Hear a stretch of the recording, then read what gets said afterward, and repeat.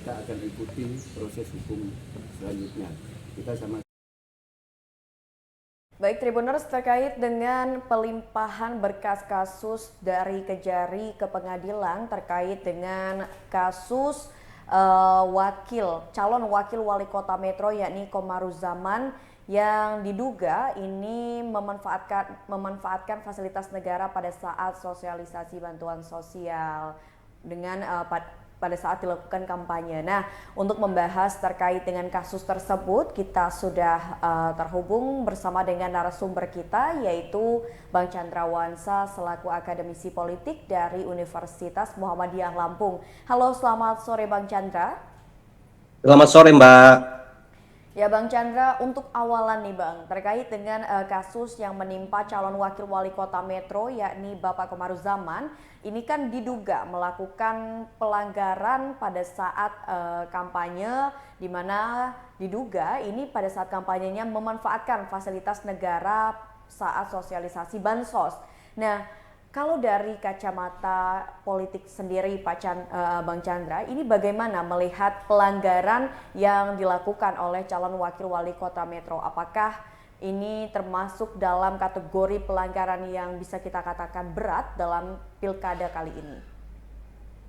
Ya, kalau kita melihat bahwa sebuah pelanggaran yang dilakukan oleh calon wabil khusus calon yang merupakan incumbent, ya seperti yang terjadi di Kota Metro, merupakan salah satu pelanggaran berat menurut saya, karena ini terindikasi dan dapat dibuktikan ketika Gakumdu bekerja dengan 5 hari sudah bisa membuktikan bahwa yang bersangkutan memenuhi unsur untuk dilakukan atau dilimpahkan ke penyidik, sehingga 14 hari selama di penyidik atau pihak kepolisian ya nanti kan akan dilimpahkan lagi ke pengadilan ya, ke kejaksaan ya, untuk nanti kalau sudah P21 maka akan dilimpahkan ke pengadilan untuk dipersidangkan terkait dengan masalah ini. Tetapi terkait dengan maraknya ASN, maraknya incumbent, tentu sangat rentan wabil khusus kepada incumbent tadi, karena incumbent mempunyai sebuah pasal-pasal yang dimana mereka bisa menjadi atau bisa terkena pelanggaran administrasi. Kalau pelanggaran pidana pemilu, karena yang di Metro tersebut adalah pelanggaran pemilu, ya, pelanggaran pilkada, pelanggaran pidana pilkada, sehingga ini sesuai dengan Undang-Undang 10 tahun 2016 tersebut bisa jadi nanti kalau sudah inkrah atau sudah diputus oleh pengadilan itu bersalah, walaupun cuma 1 hari, dalam artian ya 1 hari bersalah diputuskan oleh pengadilan, maka ini sudah bisa menggugurkan seorang calon untuk mengikuti atau ikut berkompetisi dalam pemilihan kepala daerah, Mbak. Nah, baik. Berkaitan dengan hal tersebut nih Bang Chandra, bahwasannya pada hari ini Kejari melimpahkan berkas kasus calon wakil wali kota Metro ini ke pengadilan. Ini kan kita tahu bahwasannya dari kasus ini mulai terkuak, ini pada awal Oktober lalu, kurang lebih berarti hanya butuh waktu 2 minggu sampai berkas kasus ini bisa dilimpahkan ke pengadilan. Padahal kalau kita tahu nih, di beberapa kasus tindak pidana lainnya yang tidak berkaitan dengan politik itu biasanya lama nih Bang, prosesnya bahkan sampai ada yang berbulan-bulan. Nah, melihat situasi seperti ini, apakah karena ini memang ada keterkaitan dengan pilkada yang kita tahu akan diselenggarakan November nanti, mau tidak mau jadi ini semuanya harus dilakukan atau istilahnya urgensi, jadi mau tidak mau harus dipercepat, atau ini karena berdasarkan peraturan terkait dengan tindak pidana pemilu ketika ada kasus seperti ini memang tidak boleh berlarut-larut gitu waktunya Bang? Ya, memang dalam sebuah aturan pilkada, aturan pemilu, waktu yang diberikan ke penyelenggara pemilu ataupun kepada pihak kepolisian, kepada pihak kejaksaan negeri, ini memang begitulah waktu yang memang ada aturan terkait dengan penanganan pelanggaran yang ada di Gakumdu atau Bawaslu.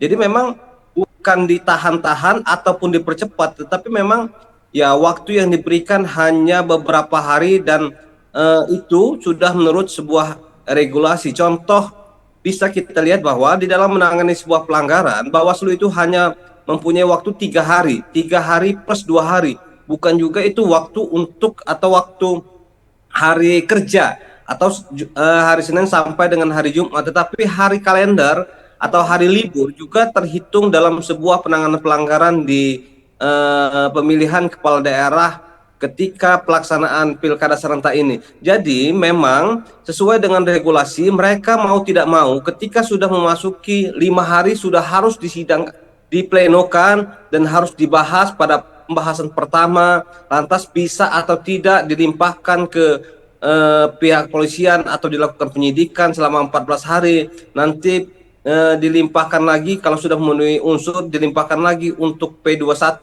untuk dilengkapi di pengadilan, di kejaksaan. Nanti di kejaksaan juga mempunyai hari yang diberikan waktu untuk penuntutan nanti juga ketika sudah atau melengkapi sehingga P21 dan harus secepat mungkin dilimpahkan ke pengadilan. Nah, ini waktu-waktu inilah yang membatasi mereka harus bekerja maksimal sehingga nanti tidak seperti yang pernah terjadi di misalkan di Kota Bandar Lampung dulu ketika pemilihan gubernur yang ketika di pengadilan tidak memenuhi unsur atau tidak diberikan sanksi pidana, padahal di kejaksaan, di kepolisian dan di pengawas pemilu atau di Gakumdu sudah beres, sudah clear, tetapi masih bisa dimentahkan di pengadilan nanti. Ya, memang sesuai dengan topoksinya, sesuai dengan waktunya, bahwa sebuah proses pidana pemilu, sebuah proses pidana administrasi, sebuah proses yang dilakukan oleh penyelenggara pemilu, Gakumdu, memang sudah mempunyai tahapan-tahapan terkait dengan waktu, bukan masalah ya seperti pidana-pidana umum lainnya, Mbak. Lex spesialis. Mungkin bisa jadi nanti di pengadilan yang tidak pernah menyidangkan pada hari Jumat juga bisa disidangkan di hari Jumat karena dikejar-kejar oleh waktu, karena diburu-buru oleh waktu. Jadi mungkin ya kalau kita lihat dengan pengadilan umum ya tidak pernah terjadi pengadilan menyidangkan sebuah kasus di hari Jumat, tetapi karena ini pidana pemilu jadi bisa jadi nanti hari Jumat juga masuk dalam sebuah persidangan kalau dia untuk urusan pemilu. Apalagi sekarang tinggal beberapa hari lagi pemilihan atau 30 lebih lah. Iya, Kalau dalam sebuah regulasi Undang-Undang 10 tersebut, dalam peraturan MK, saya lupa peraturan MK berapa, perubahan dari Undang-Undang 10, ya waktu untuk misalkan mengganti calon karena berhalangan tetap, karena sesuatu persoalan, itu hanya diberikan waktu 30 hari. Lebih daripada itu tidak bisa diganti. Jadi saya rasa ya proses ini memang harus cepat dan bisa memastikan dan mempunyai kepastian hukum. Walaupun nanti harus dibuktikan secara hasil persidangan dan harus ingkrah untuk bisa seseorang tidak bisa diikutkan menjadi peserta pemilihan, Mbak.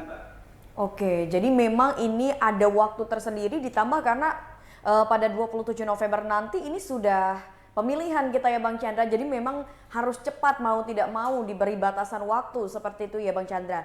Nah tadi kalau misalkan yang disampaikan oleh Bang Chandra nanti semisal memang semua apa istilahnya ya, semua urutan atau semua tata cara untuk kasus ini akhirnya sampai kepada putusan, sampai dengan inkrah dan akhirnya misalkan tersangka ini memang dinyatakan bersalah dalam kasus ini, maka tersangka ini bisa digugurkan menjadi calon wakil wali kota, seperti itu ya Bang Chandra? Iya, bisa kita lihat dalam Undang-Undang 10 tersebut, ya syarat untuk menjadi atau menjadi calon, syarat menjadi calon itu kan tidak menjadi ya yang pernah bermasalah terkait dengan pidana pemilu. Jadi sudah bisa kita tebak atau prediksi kalau misalkan ada seseorang yang ketika lagi proses pemilihan kena pidana pemilu, ya itu atau pidana pemilihan, maka gugur dia sebagai calon karena sudah ada bukti menguatkan putusan pengadilan bahwa yang bersangkutan adalah ya terpidana terkait dengan pidana pemilu. Karena pidana pemilu yang bisa menggugurkan secara cepat ya kontestan pemilihan kepala daerah, Mbak. Oke, semisal memang nanti pada saat keputusan ini sudah ada, sudah inkrah, ternyata tersangka ini bersalah dan gugur, ini berarti menjadi PR di mana akan mencari pengganti, seperti itu ya Bang Chandra? Atau Iya, dibiarkan kalau kosong terkait begitu dengan saja? hal itu, ya Mhm. kita dilihat lagi sebuah aturan. Kalau dia berhalangan tetap, kalau dia memang sebuah aturan mengagalkan yang bersangkutan pada sudah menjadi calon, ya Mhm. kita lihat di regulasi kembali apakah bisa diganti dengan calon lain, pengganti calon lain di mana partai politik mengajukan penggantinya. Tetapi kan dalam sebuah putusan MK kalau tidak salah kembali ya, itu 30 hari sebelum hari H baru kalau yang bersangkutan memang yang mempunyai halangan tetap untuk menjadi dan untuk bisa dicalonkan, Mbak.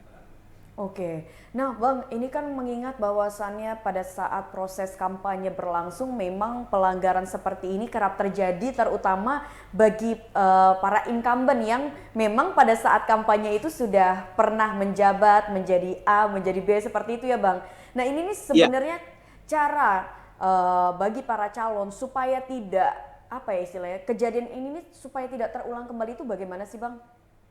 ya, yang pertama sebelum saya sampaikan demikian ya, Mm-mm. kita membaca atau bisa melihat bahwa hal-hal yang bisa membatalkan seorang calon ya Mm-mm. kepala daerah dikarenakan sebuah kegiatan kampanye ada di pasal 71.